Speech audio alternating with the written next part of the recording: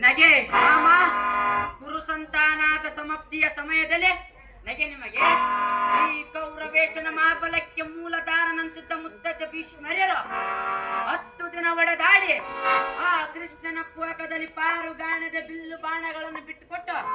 ಅರ್ಜುನನ ಅಂಬುವಿಗೆ ಆಹುತಿಯಾಗಿ ಬಾಣ ಮಂಚದ ಮೇಲೆ ಮಲಗಿರುವ ಸಮಯದಲ್ಲಿ ನಗೆ ನಿಮಗೆ ಧನುರಾಚಾರ್ಯ ದ್ರೋಣಾಚಾರ್ಯರು ಮರಣ ಹೊಂದಿದ್ದಕ್ಕೆ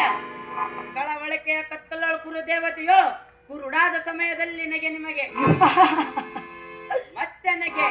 ಇದಾವನೆಗೆ ನನ್ನ ಅಂಚಿಕೆಗಳೆಲ್ಲವೂ ಬಂಜೆಯಾದುಕ್ಕೆ ನಿರಾಶೆಯಲ್ಲಿ ನಗುವ ನರನ ನಂಜುನಗೆ ಸುರಿಯೋದನ ಮಾಮ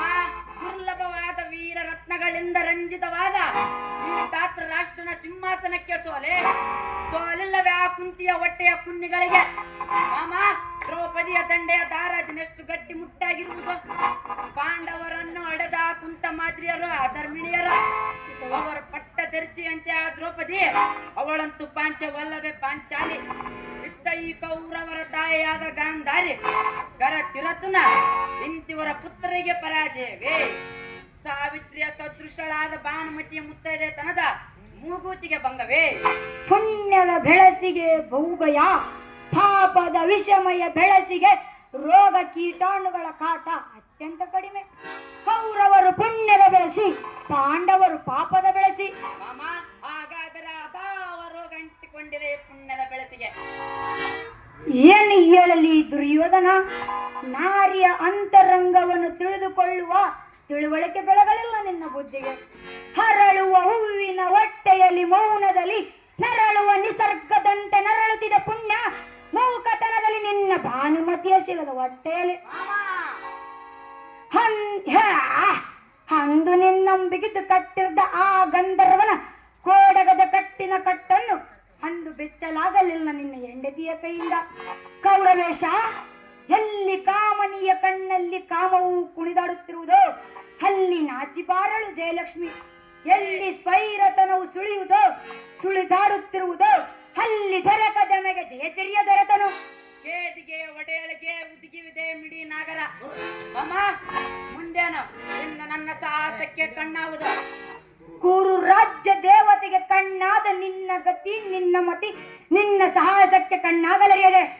ಸಾಗಿ ಬರುವ ಜಯಲಕ್ಷ್ಮಿಗೆ ಕಾಲ್ದೊಡಕು ಬಡಿದ ಕಸರಗೊಳ್ಳಿ ಕಚ್ಚಿ ಹೋಗದ ಈ ಜಲಗಂಕ ಮಲ್ಲನ ಚಲದ ಸುಳಿವಿನಲ್ಲೇ ಬಿಚ್ಚು ಮಾತಿನಲ್ಲಿ ಬಿಚ್ಚಿ ಹೇಳುವೆನು ಈವರೆಗೂ ನನ್ನ ಕರಳಿನಲ್ಲಿ ತೂರಿಸಿಕೊಂಡ ವಿಷಯನಲ್ಲ ಓ ಛಲದಂಕ ಮಲ್ಲ ನಿಮ್ಮ ಬಿಸಿ ಉಸಿರು ನಾಟಿದ್ದನ್ನೆದ ಬೆಂಕಿ ಬೆಳ್ಳಿಯಾಗಿ ನಿಲ್ಲುವುದು ನನ್ನ ನಾಲಿಗೆಯ ಮೇಲೆ ಮಾಮ ಕಾಣತಲಿ ಭಾನುಮತಿಯನ್ನ ಶಬ್ದಗಳೆಂಬ ಬೆಂಗಿಡಿಗಳನ್ನ ತೂರ್ವೆನ ಅವಳ ನೆತ್ತಿಯ ಮೇಲೆ ಈಗ ಅವಳ ಆರಾಧ್ಯ ದೈವ ಅಶ್ವತ್ಥಾಮ ಏನು ಅಶ್ವತ್ಥಾಮ ನಡು ರಾತ್ರಿ ಸರಿಯಾಗಿ ಭಾನುಮತಿಯ ಅಂತಾಪುರದಲ್ಲಿ ಕಾಲಿಟ್ಟರೆ ಕೌರವೇಶ ನಿನಗಲ್ಲಿ ಒಳೆದು ಕಾಣುವುದು ಬೇರಿನ್ನವ ಸಾಕ್ಷಿನೂ ಬೇಡ ಅಶ್ವತ್ಥಾಮ ಅಶ್ವತ್ಥಾಮ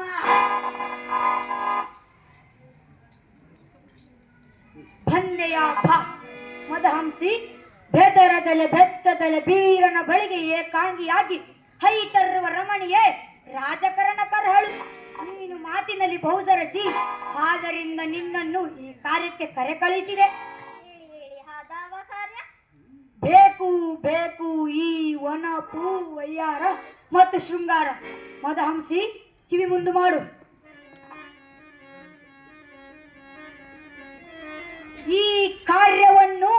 ಬಹು ಕುಶಲತೆಯಿಂದ ಕೊನೆಗಾಣಿಸಬೇಕು ಆಗಲಿ ಮಹಾರಾಜರೇ, ನಾನು ಎಂತಹ ಚತುರ ಎಂಬುದನ್ನು ತೋರಿಸುವುದಕ್ಕೆ ಸಮಯ ಬೇಕಾಯಿತು.